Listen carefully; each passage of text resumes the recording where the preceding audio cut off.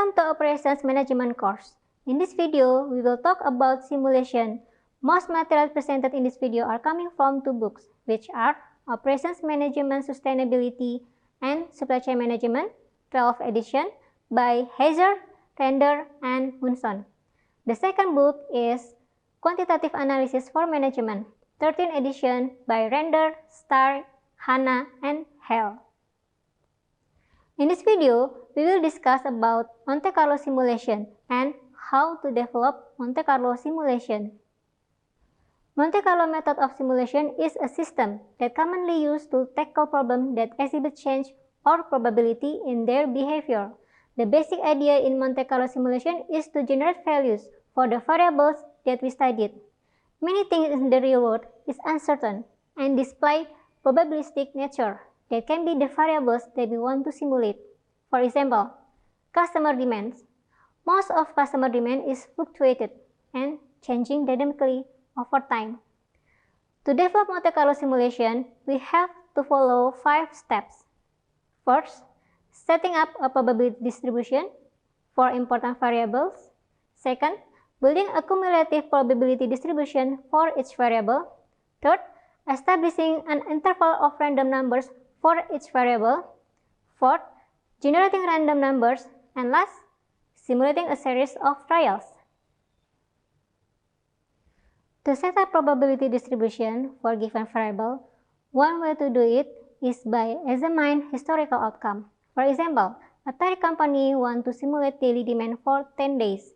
The first thing that the company must do to develop Monte Carlo simulation is to find the probability of occurrence for tires demand.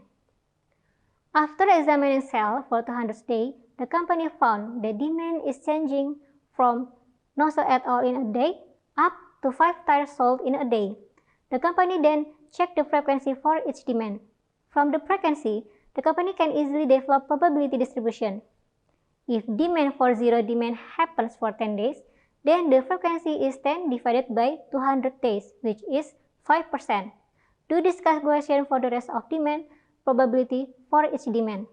Next, calculate the cumulative probability, which is the sum of the number in the probability column 3, added to the previous cumulative probability. After setting up the cumulative probability, we have to assign interval random numbers for each demand. We could assign the first 5 random numbers of a total 100 digits to the first demand, which is 0 tire. We assign only the first 5 numbers because it represents the 5% probability belong to demand of 0 tire. After that, we can assign the next 10 number from a 100 digit, which is 06, 07, 08 until 15. This 10 number represent the 10% of probability that belong to demand 1 tire, and so on. Please see the table in this slide. To generate random number, we can use table of 2-digit random number in the Operations Management book by Heiser, Render, and Munson. Or we can use random generator in Microsoft Excel. The random generator is represented by rand function. If the random generator generates number 60, then check to the interval random number table. Number 60 is located in the range 36 and 65. Thus, random number 60 represents demand of 3 tires a day. After we have developed all 4 steps, now it's time to do the simulation. The tire company wants to simulate daily demand for 10 days. Select random number for 10 days.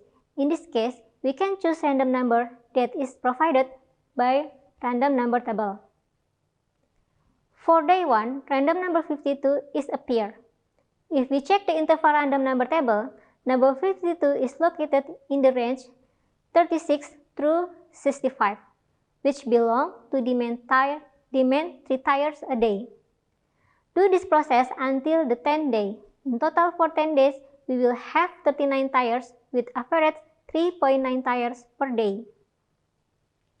The average 3.9 tires per day is different with the expected demand that is calculated using the formula of expected demand. From this calculation, the result is 2.95 tires. However, if the simulation was repeated hundreds or thousands of times, the average simulated demand would be nearly the same as the expected demand. Thank you for watching this video. Next, we will learn simulation and inventory analysis. See you in the next video.